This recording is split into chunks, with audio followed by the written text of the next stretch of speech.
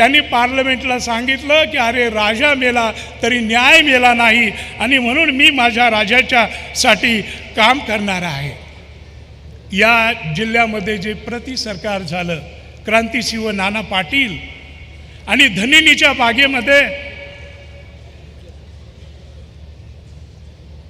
शैक्षणिक रयत शिक्षण संस्थेचं रोपटं लावणारे आमचे भाऊराव पाटील, इतिहासाच्या प्रांगणात उजळलेल्या महाराणी ताराबाई, येसूबाई, महाराणी दुर्गाबाई आणि क्रांतिज्योती सावित्रीबाई फुले या सर्वांची मला आठवण येते. शिवरायांचे आठवावे रूप, शिवरायांचा आठवावा प्रताप असं उत्तम काव्य लिहिणारे संत रामदास स्वामी आणि बाळ सीताराम मर्ढेकर, तत्वज्ञानाची पेठ निर्माण करणारे आमचे तर्कतीर्थ लक्ष्मण शास्त्री जोशी, संयुक्त महाराष्ट्राच्या लढ्यामध्ये झुंजणारे VN पाटील आणि वकील आणि शेख काका इथलेच. या जिल्ह्यानं महाराष्ट्राला 5 मुख्यमंत्री दिलेले आहेत. एवढंच नव्हे तर जिल्ह्याच्या बाहेर नेहरू आणि कृपलानी असताना तेव्हाचा उत्तर प्रांत म्हणजे आताच्या उत्तर प्रदेशाचे 7 वर्ष मुख्यमंत्री ठरलेले सुपुत्र या जिल्ह्याचे होते आणि त्यांचं नाव आहे गोविंद वल्लभ पंत. कराडजवळच्या औंधचे ते लोकांचा राजा असलेले आमचे औंधचे पंतप्रतिनिधी मालोजी राजे निंबाळकर. मित्रांनो, सातारा प्रांत म्हणजे फक्त कडाडत्या तोफा नव्हेत तर दुसरीकडे लोकसाहित्याचा पदन्यास, घुंगरांचा छंछनाट. यमुनाबाई वाईकर, कांताबाई सातारकर, अक्काताई कराडकर, आमचा वर्धनगडचा रामा कुंभार, स्वातंत्र्य शाहीर निकम, 2 लाख लावण्या लिहिणारे पट्टे बापूराव.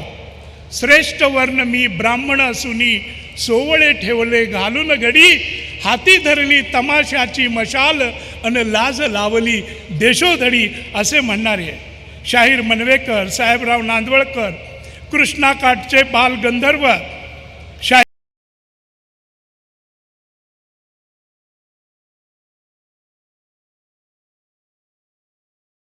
अण्णाभाऊ साठे सातारा,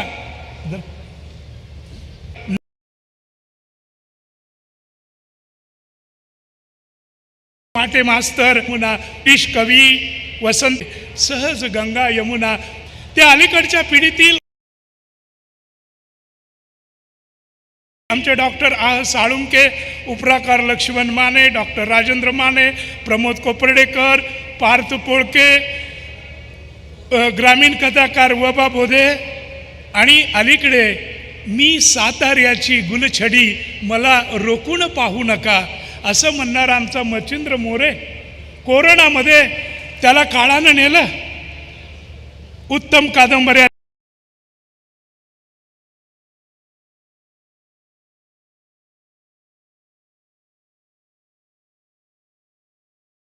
लिहिणाऱ्या मेधा पाटील असतील किंवा विट्याचे रघुराज मेटकरी, विजय बाबर, कवयित्री स्वाती शिंदे, दक्षिण महाराष्ट्रात साहित्याचा झेंडा फडकावणारे आमचे दिबा पाटील, ईश्वरपूरचे एकनाथ पाटील, गारगोटीचे चंद्रशेखर कांबळे, बहादूरवाडीचा धनाजी घोरपडे, ज्याचा जामिनावर सुटलेला घोडा थांबायचं नाव घेत नाही, कथाकार बाबा परीट, आप्पासाहेब खोत. मित्रांनो, साहित्य संमेलन म्हणजे केवळ हौशा गौशांची यात्रा नसते, ते वधूवरांचं वऱ्हाड नसतं, तर महाराष्ट्राच्या साहित्य संस्कृती आणि अस्तित्वाला आकार आणि दिशा देणारी एक लोकमान घटना म्हणजे मराठी साहित्य संमेलन. 1878 मध्ये पहिलं मराठी साहित्य संमेलन झालं. घालमोड्या दादांचं संमेलन महात्मा फुलेंनी त्याचा उल्लेख केला आणि टाळीसाठी त्याचा वारंवार वापर केला जातो.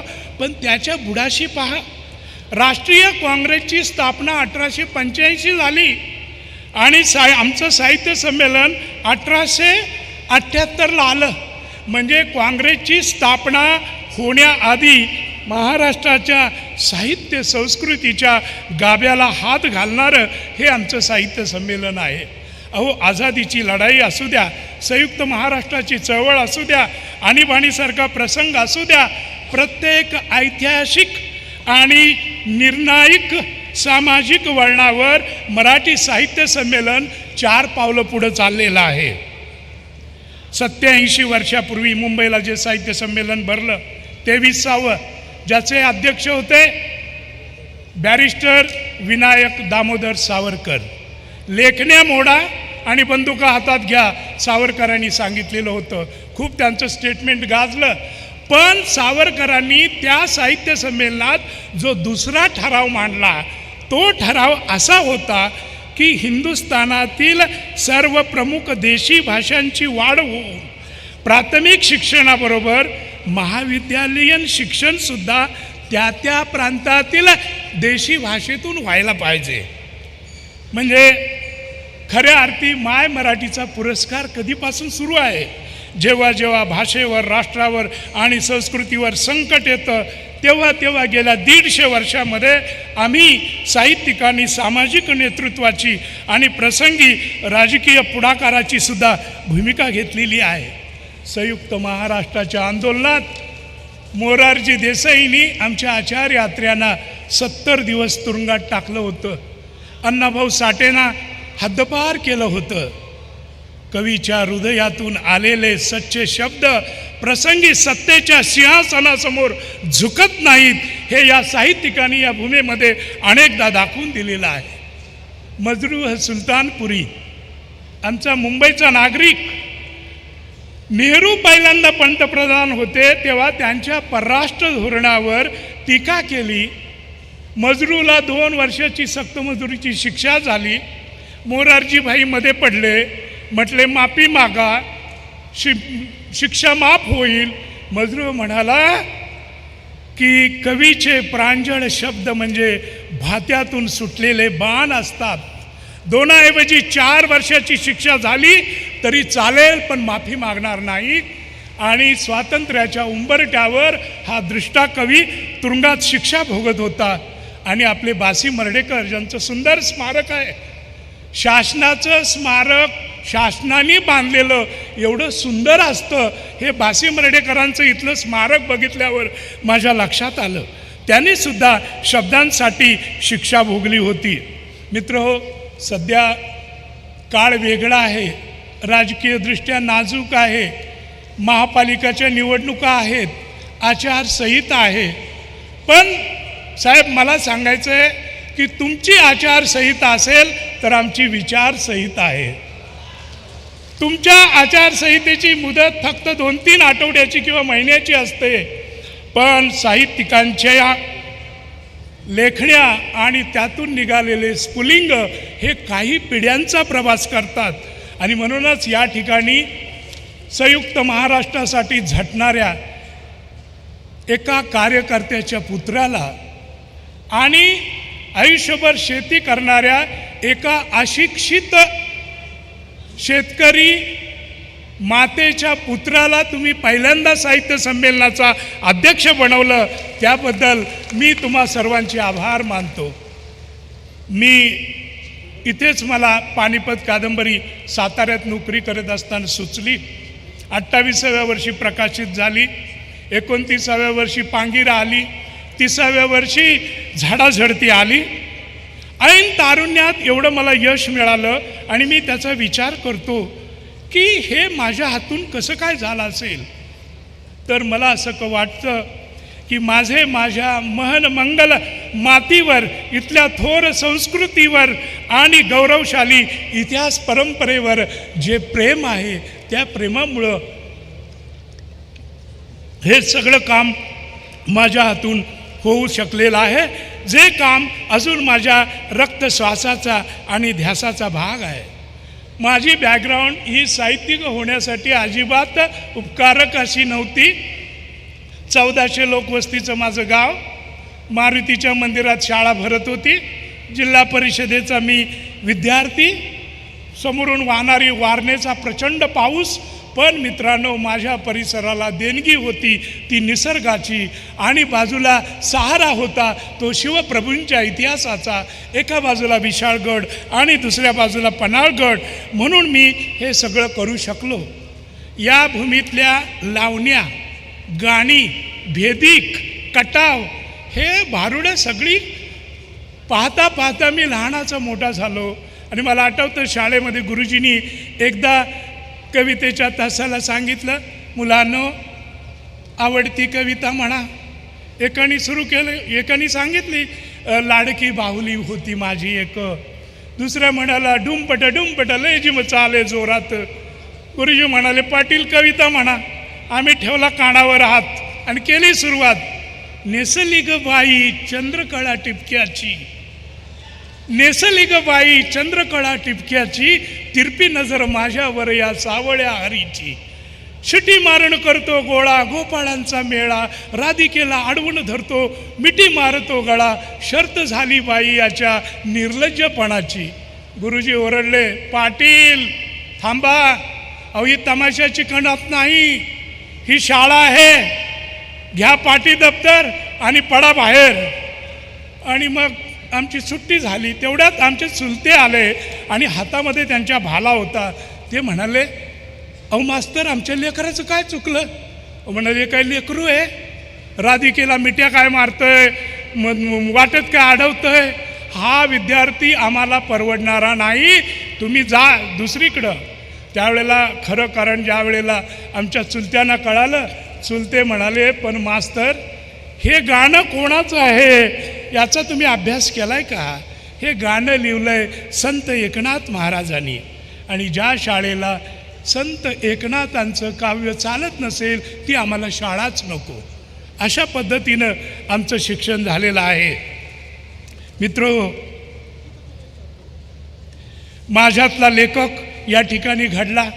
झाडाझडतीसारखी कादंबरी लिहिताना मान खटावमध्ये आंधळी धरणाला बुलडोजर लावले होते.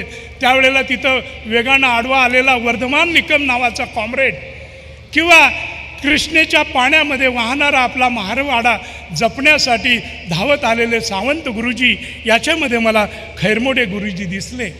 मित्रांनो, मला असं वाटतं की सध्या मनुष्य, प्राणी आणि मानव याच्यातला विचार करायची वेळ आलेली आहे.